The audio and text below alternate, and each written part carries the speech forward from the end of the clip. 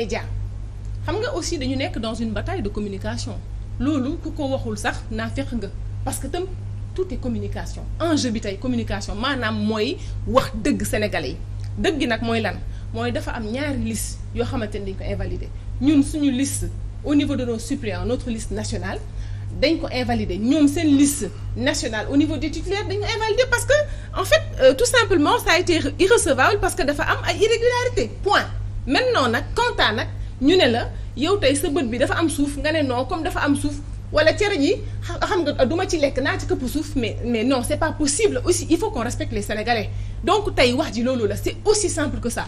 mais non yéen da ngeen adopté woon boobu ba léegi benn posture gouverneur dafa génnee benn note circulaire benn arrêté ne manifestation mënul am ci diir bii ngeen ne da ngeen di conformé wu ci loolu. waaw ñii génn ne ñoom conformé wu dañuy manifester yéen ngeen génn ne da ngeen di contrecarrer kon est-ce que amul contradiction yéen.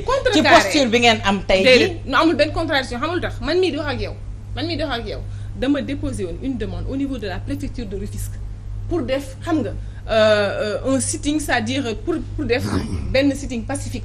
xam nga un rassemblement pacifique pour la paix préfet ne ma en tout cas et puis pour te montrer la justesse vraiment de l'administration sénégalaise bu ñu nangulee Yewwi ñu def yéen ñu nangul leen bu ñu leen nangul donc ça veut dire que les gens li ñuy wax amul gis nga fii xoolal tout le monde est sur le même pied loolu la ñu war a bàyyi fii amul pouvoir amul opposition gis nga bu dëgg jotee dëgg dañ koy wax léegi nag bu droit jotee itam droit bi dañ koy wax ka nga nekk opposition ka nga nekk pouvoir da nga ci conformé wu. d'accord trouble à l'ordre public mooy motif bi préfet jël pour rejeter demande d'autorisation mën nañu ko waxee noonu comme que autorisation ngay demander pour amal leur manifestation tey jii est-ce que cela peut nous mener à l'instant même où on parle waaye Yewwi ñi ngi def face à la presse également par rapport à ce sujet. Je l'ai dit je crois avant-hier nee na le gouverneur aurait rendu un bon service aux Sénégalais aux Dakarois bu bàyyi woon communiqué am de côté daal di jël un arrêté c'est nag dafa am ci hiérarchie des normes la nga xam ne ku ci nekk ci ñoom dafa am lu ñu la jagleel bu jëloon un arrêté daal di ne ci diir bi ba ci diir bi man gouverneur tere naa fi lii on aurait compris la portée d'un arrêté n'est pas la même portée qu'un communiqué kooku moom nga d'accord ceeg man ah donc foofu noonu je crois que foofu la jiixi jaaxa bi njëkk a commencé léegi ñi ngi dugg ci période pré-campagne CNRA def na ce qui lui revient de droit et ci période pré-campagne bi je crois que tamit ñu bañ a réeree mbir mooy que les prérogatives yi nga xam ne CNRA am na ko CNRA rek moo ko am à travers l'article L61 du code électoral moom la yoon jox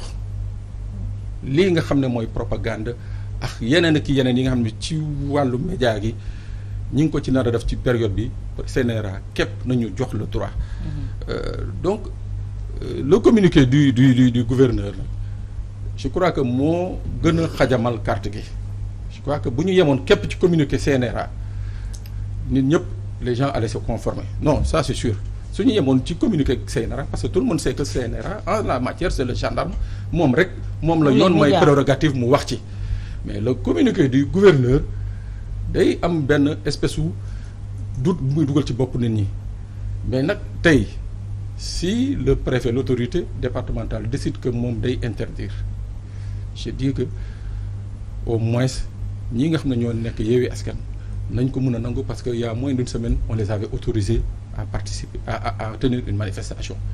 Pourquoi?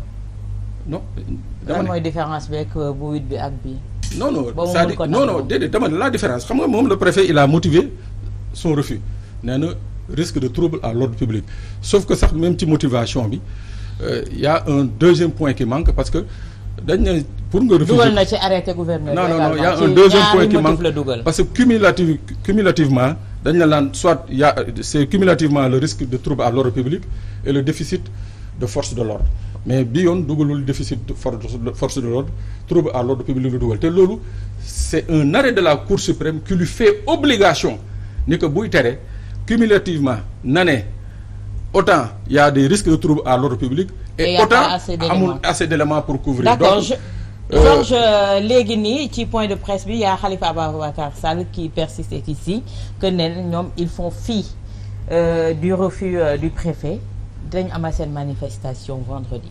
mais c'est heureux d'ailleurs que j'ai en face de moi une journaliste. Mais il y a une confusion totale, confusion boo xam ne. qui est là en tant que politique aujourd'hui. D'accord, comme tu veux. Ah, donc non, cette confusion là xam nga confusion fu mu njëkkee. Ah bon. c'est-à-dire Ah bon, d'accord. nit ñi dañoo jël benn communiqué boo xam ne. c'est un communiqué traditionnel. du CNRA. CNRA ku ne xam na ne bu ñu juboo élection 30 jours avant le démarrage de la campagne. Il est interdit toute activité de propagande déguisée c'est bien écrit boo xam ne mais loolu interdiction boo xam ne kan la concerné interdiction bi ça concerne beaucoup plus la presse que les acteurs politiques. Oui. C'est pas boo déggee ñu ne interdiction de diffuser parce que politique yow mënoo tere par exemple aujourd'hui Khalifa Sall taxaw buntu këram tenir fa meeting léegi kay CNRA yow lay ne yow journaliste bi boo fa demee bu ko publier wala bu ko commenter de telle sorte que voilà nga affiché en parti pris qui laisserait à faire croire que yow day fi ma nekk nii kii ngay faral tu fais la promotion de telle coalition de tel autre parti. loolu interdiction moo tax ne la interdiction CNRA journaliste la gën a concerné moins que les partis politiques. Maintenant certainement le gouverneur a voulu s'engouffrer dans cette brèche-là pour dëggal ne interdiction pour surtout fonder son interdiction de si manifestation boobu du 17. pour ne que nous sommes en pré-campagne mais pré-campagne terewul activité politique am. Ça ne signifie pas que doo am activité politique et je te rappelle c'est pas du loo xam ne lu bees la ça c'est depuis le code consensuel de 92 quand les gens nga xam ne temps boobu Abdou Diouf da doon wëndeelu si biir dëkk bi naan day def ay tournée économique gars yi les gens de l'opposition ne ko mais yow et temps boobu chaque fois la RTS di si def de large extrait gars yi ne ko non mais attends yow tamit yow yaa ngi ñuy ëppale yaa ngi ñuy devancer léegi qu'on dise à la presse que léegi dootul teral nag président de la République di tourner parce que n'oublie pas que même aux élections présidentielles wala locales yi passées le président Macky Sall doon tournée économique et tout le monde sait qu'il n'était pas concerné en tant que candidat mais ses activités étaient filmées donc activités lu CNRA wax mooy que la presse doit observer une certaine neutralité, ne pas diffuser ou ne pas faire de la propagande pour ces activités-là. Mais il n'empêche pas aux hommes politiques mais de continuer leurs activités. Hommes politiques, beaucoup de meeting ou bien un rassemblement, c'est-à-dire la manifestation du 17. On peut par exemple dire à la mais est-ce qu'il y a menace de trouble à l'ordre public? Bon, comme ça évoqué par le préfet. Xam nga le préfet bi ou le gouverneur, bon c'est le préfet d'ailleurs qui apprécie trouble à l'ordre public. Man en tant que journaliste mu ne ma ne non il y a pas de menace trouble à l'ordre public parce que j'ai pas les éléments nécessaires pour l'apprécier moom mi nga xam ne mooy gérer force de l'ordre yi avec le ministre de l'Intérieur man apprécier ne jour boobu par exemple il y aura pas assez d'éléments de la gendarmerie de la police pour encadrer votre manifestation loolu moom c'est son droit le plus absolu. Maintenant est-ce que c'est des éléments man j'aurais compris par exemple que jour boobu mu ne j'interdis à toute la presse de diffuser cette manifestation en direct. Man, si. Ça m'arrache un sourire. Oui. Parce que quelle presse? C'est pas les réseaux sociaux. Oui, mais justement, maintenant, c'est quelle presse? Mais oui, mais ça c'est la. Ça c'est la. Nafisatou, ça c'est la presse. Ma page Facebook. D'accord, si vous voulez. C'est mon médium. Voilà, si tu veux. Mais en privé. Non mais non c'est plus privé. C'est privé. Non Facebook ça t'appartient. Man tey jii Walfadjri mënu am latitude def fi lu ma neex wala wax fi lu ma neex wala ñëw plateau bu ma neex. D'accord. Mais WhatsApp tu peux en faire ce que tu veux, tu peux en disposer comme tu veux. Man franchement je te le conseille. ñu def benn débat fii justement sur les. waaw mais les médias sociaux. léegi loolu ces médias sociaux là c'est-à-dire le CNRA. bu ñuy bind article boobu CNRA bu muy bind article boobu mais pourtant ci disposition yi la bokk. oui ci disposition la bokk mais xam nga comme ni nga ko waxee sa page Facebook kenn gouverneur mënul tere nga diffuser ce truc mais moo tax nga le CNRA la sagesse de l'arrêté le CNRA vise les médias traditionnels. ñooñu lay waxal mais waxul parce que Facebook n'existait pas quand on écrivait ce texte là. donc je crois que encore une fois peut-être mën na évoquer les menaces de trouble à l'ordre public. Pour wala insuffisance comme ni ko Pape Sane waxee d'éléments pour encadrer. Mais il n'a pas à invoquer le communiqué du CNRA boo xam ne c'est un communiqué traditionnel boo xam ne chaque approche d'élection day génn.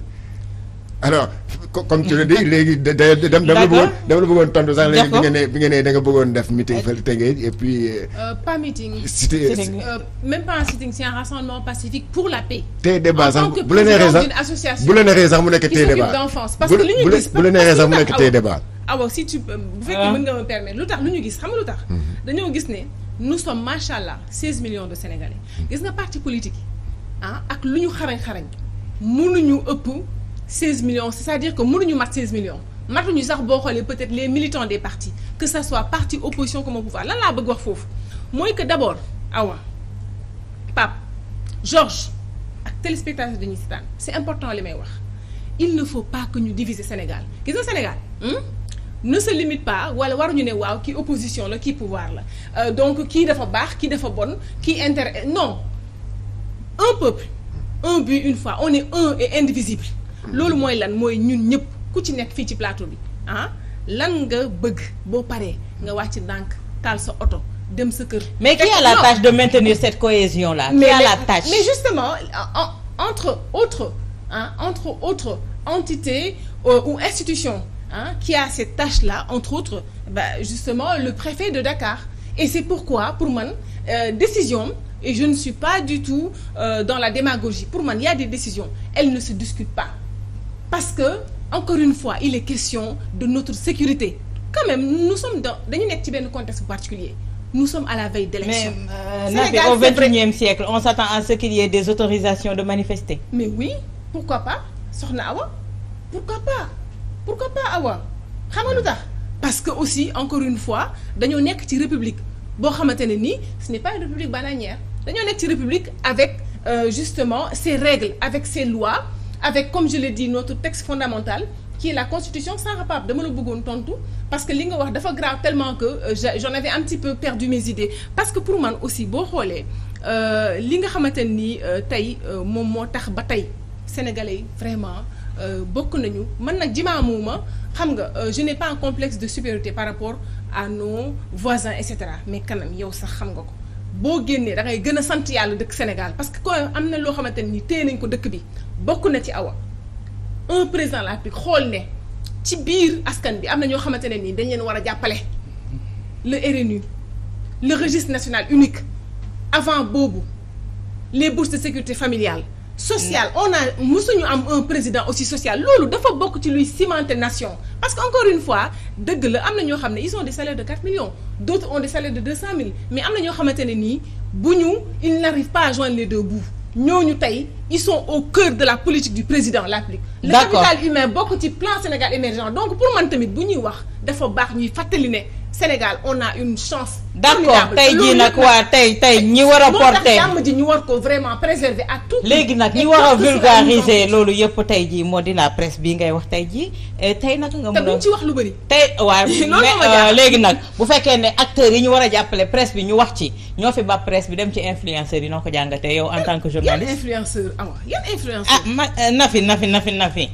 far nag bu mu la tax nag nga jël suñu métier bi rek sànni ko fële naan yéen influenceur. non justement ñàkk sànni métier bi moo tax may la man yëguma sax influenceur yooyu man yëguma leen xam nga lu tax. mais sa président yëg na leen. ba accordé leen interview boo xam ne mënoon na ko jox sa presse. sama président vous parlez du président de la République son excellence monsieur Macky Sall. ah non moom quand il communique dafay communiquer avec la presse maintenant nag leneen li nga xamante ne nii parce que man li ngay wax officiellement gisuma ko dans les journaux en fait je n'ai pas vu ça maintenant si c'est à l'échelle privée mais écoutez mais c'est un être humain encore une fois. Mais est-ce qu'il est privé maintenant il s'appartient plus. non def leen ndànk xam nga aussi nag xam nga lan la ñu war a xam aussi mooy parce que loolu aussi ça participe quand même à benn confusion bi président de la République mën na jël xam nga vacances su 24 heures 48 heures ànd ak soxnaam dem fu ko neex parce que aussi nit la dafay belli nit la mais loolu aussi je pense que ñun en tant que presse aussi dañu war a xam ne je veux dire un président c'est d'abord un être humain maintenant fi nga ma bëgg indi xam naa fan nga ma bëgg indi. man kay indiwuma la fenn man dafa nekk xam nga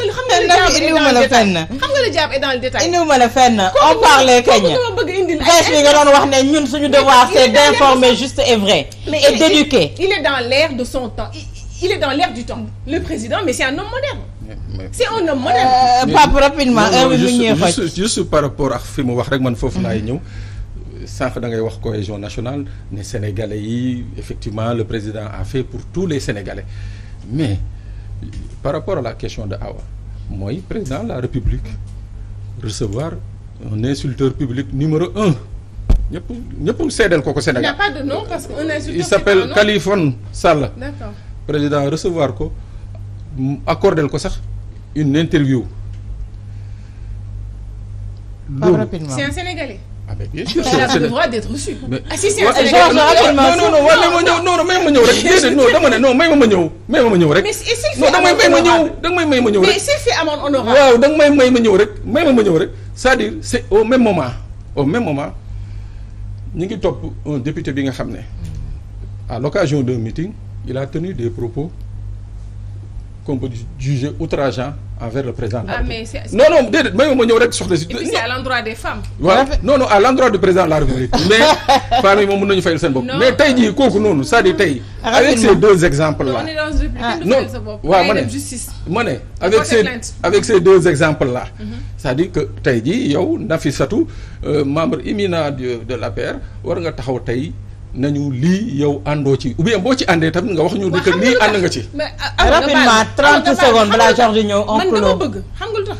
parce que aussi quelque part là je remets ma casquette de journaliste parce que loolu dafay baax ngeen tegal ñu Khaliphone li mu wax après ngeen tegal ñu Serigne Bara li mu wax. ñun suñu télé jomb nañ teg li Khaliphone wax bu ko tegee fii procureur suñu télé jomb nañ di ko fi teg ay saaga na fi. non xam nga lu tax parce que dañu nekk dans l'analyse du discours. loolu la de du question leen koy teg noonu dañu nekk dans les parce que aussi waxu ko c'est-à-dire que yéen waxu leen ko mais yéen a ngi koy maanaam insinuer donc nañ ko wax. man j'aurais bien aimé ñu teg ko. ñu Georges rapidement xam nga nag rapidement. man je crois que yéen waa APR wala Benno Bokk Yaakaar seen ritournelle maanaam woy bi ngeen gën a bëgg mooy il faut respecter les institutions. mais il faut aussi c'est tout le Sénégal. waaw c'est tout le Sénégal et maintenant il faut aussi que les institutions se respectent. ou apprennent à se faire respecter.